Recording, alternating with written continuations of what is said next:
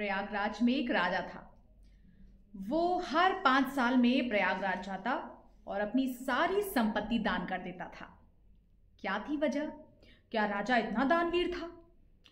क्या ये वाकई दानवीरता थी या फिर महज एक वर्चस्व बनाने की कोई प्रतिक्रिया, या सिर्फ वर्चस्व बढ़ाने के लिए कोई एक प्लान था उसका? इतिहास के आज पन्नों को कुछ पलटेंगे और जानेंगे कि वो राजा आखिर कौन है, क्योंकि हर 5 साल कुंभ में जाकर दान देना, इतना दान देना कि खुद के पास कुछ ना रहे, राजकोष खाली हो जाए। क्या आप इस राजा से मिले हैं? अगर नहीं तो आज हम आपको इस राजा से मिलवाएंगे और बताएंगे कुंभ का वो इतिहास जो इस राजा से बहुत ज़्यादा संबंध रखता है और हमारे इतिहास का एक अनूठा वर्चस्व गौरवमयी इतिहास है। तो चलिए जानते हैं और बताते हैं आपको कि प्रयागराज में कहाँ महाकुंभ चल रहा है। देश विदेश से साधु संत आए हुए हैं, सन्यासी आए हुए हैं, श्रद्धालु आए हुए हैं, पवित्र त्रिवेणी संगम पर आस्था की डुबकी लगा रहे हैं। कुछ लोग कल्पवास भी कर रहे हैं, कुंभ में दान कर रहे हैं, पुण्य कर रहे हैं, मोक्ष की प्राप्ति के तमाम प्रयास कर रहे हैं और कहते हैं कि पापों से श्रेष्ठ जो एक मुक्ति का श्रेष्ठ मौका है वो आपको कुंभ क्षेत्र में जरूर मिलने वाला है। लेकिन क्या आप ये जानते हैं कि आज हम जिस आयोजन से वाकिफ हो रहे हैं, जिस आयोजन को दुनिया भर का सबसे ज्यादा विशाल धार्मिक आयोजन कहा जाता है, उसकी शुरुआत आखिर किसने की थी? क्योंकि कुंभ का जिक्र जब भी हम महापुराणों में, वेद पुराणों में सुनते हैं वहाँ वर्णित भी है, लेकिन मेले के रूप में कुंभ के आयोजन की शुरुआत किसने की थी वो आज हम आपको बताने जा रहे हैं। और आपको बता दें कि महाकुंभ की ये शुरुआत, तो इस कुंभ मेले की शुरुआत महाराजा हर्षवर्धन ने की थी। हर्षवर्धन नाम आपको याद ही होगा और आप अपनी कक्षाओं में हर्षवर्धन का पाठ आपने जरूर पढ़ा होगा। इतिहासकारों की माने तो 16 वर्ष की आयु में राजा बने हर्षवर्धन ने कुंभ मेले की शुरुआत कराई थी। और इतना ही नहीं, वो हर साल में कुंभ में अपनी सारी संपत्ति दान कर दिया करते थे। तब तक दान करते थे हर्षवर्धन जब तक कि उनके पास का पूरा धन, पूरी संपत्ति राजकोष की खाली ना हो जाए। तो है ना ये अनूठी कथा कि वो इतना दान करते थे जब तक खुद कंगाल नहीं हो जाते थे, यानी उनका राजकोष घट नहीं जाता था। तो प्रयागराज का कुंभ में विशेष महत्व तो है ही, गंगा, यमुना और सरस्वती तीनों नदियों का यहाँ संगम है। लेकिन क्या आप ये जानते हैं, जिस राजा के हमने बारे में आपको बताया कि 5 साल में प्रयागराज में वो अपनी सारी संपत्ति दान कर देते थे, उनका नाम इतिहास में हमेशा दानवीरता के रूप में अमर हुआ है। हर्षवर्धन जैसे महापुरुषों के जीवन से प्रेरणा लेनी है तो हमें उनके बारे में और जानना जरूरी हो जाता है। तो चलिए हम आपको वो प्राचीन इतिहास बताते हैं आज कि आखिर क्यों सम्राट हर्षवर्धन ऐसा किया करते थे, अपनी सारी संपत्ति दान कर देते थे। दानवीरता का गुण उनका इतिहास के स्वर्णिम पन्नों में दर्ज है। इसके पीछे की रोचक कहानी चलिए हम आपको आज सुनाते हैं। हर्षवर्धन 590-647वीं ईस्वी के राजा थे। ईसा पूर्व नहीं, 590-647 ईस्वी के राजा थे। प्राचीन भारत के एक महान सम्राट हुआ करते थे। उन्होंने उत्तर भारत में एक विशाल साम्राज्य स्थापित किया था। एक कुशल शासक थे, कला और साहित्य के संरक्षक थे और इसके साथ साथ हर्षवर्धन एक बड़े ज्ञानी और दानी नेता भी थे।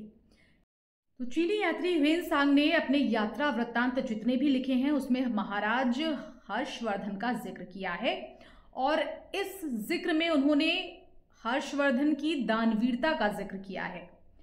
और अगर हम ह्वेन-सांग की मत की माने तो हर्षवर्धन हर 5 साल में प्रयागराज में एक विशाल समारोह का आयोजन करते थे जहां वो अपनी सारी संपत्ति दान कर दिया करते थे और इस समारोह में दूर दूर से लोग भाग लेने आते थे जो राजा से दान प्राप्त किया करते थे।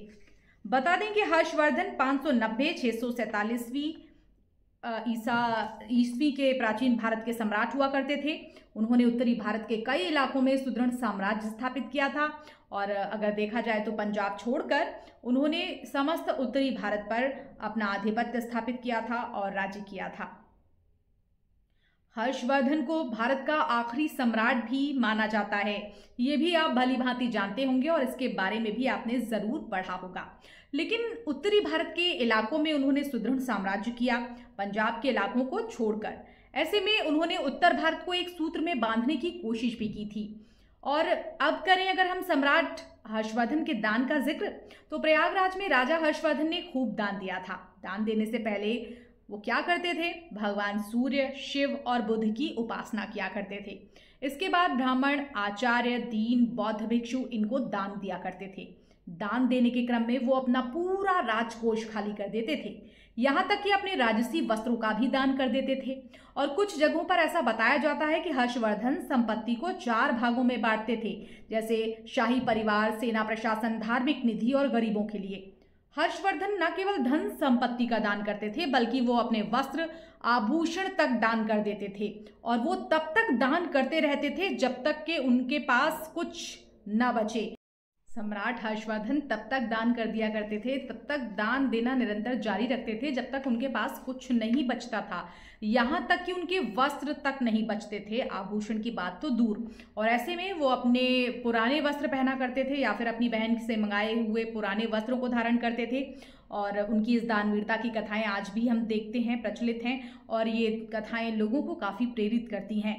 अगर देखा जाए तो कुंभ का अगर हम सबसे पहले वर्णन का जिक्र करें तो वेद पुराणों में इनका वर्णन अच्छे खासा मिलता है। और देखा जाए तो जिन स्थानों पर जो अमृत की बूंदें गिरी थी 4 जगहों पर, उन स्थानों पर कुंभ का आयोजन किया जाता है।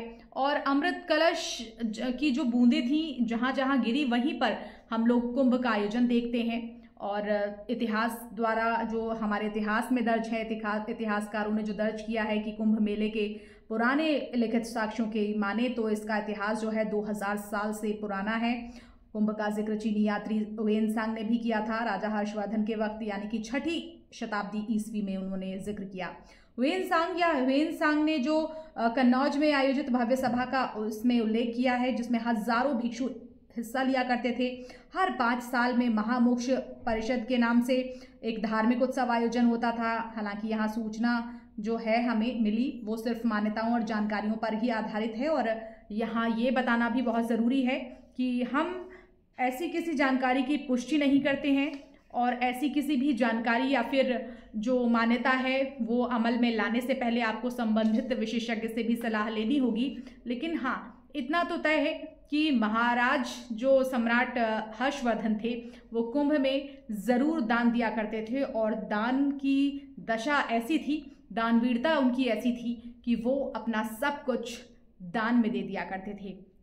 अगर आपको भी महाकुंभ से रिलेटेड कोई एक अच्छी कहानी पता है तो हमें ज़रूर हमारे साथ साझा कीजिएगा, ताकि हम उसको आपके लिए कहानी के रूप में लेकर आएँ, एक स्टोरी के रूप में लेके आएँ। फिलहाल मेरे साथ इतना ही, मुझे दीजिए इजाज़त और नमस्कार। अपना ख्याल रखिए।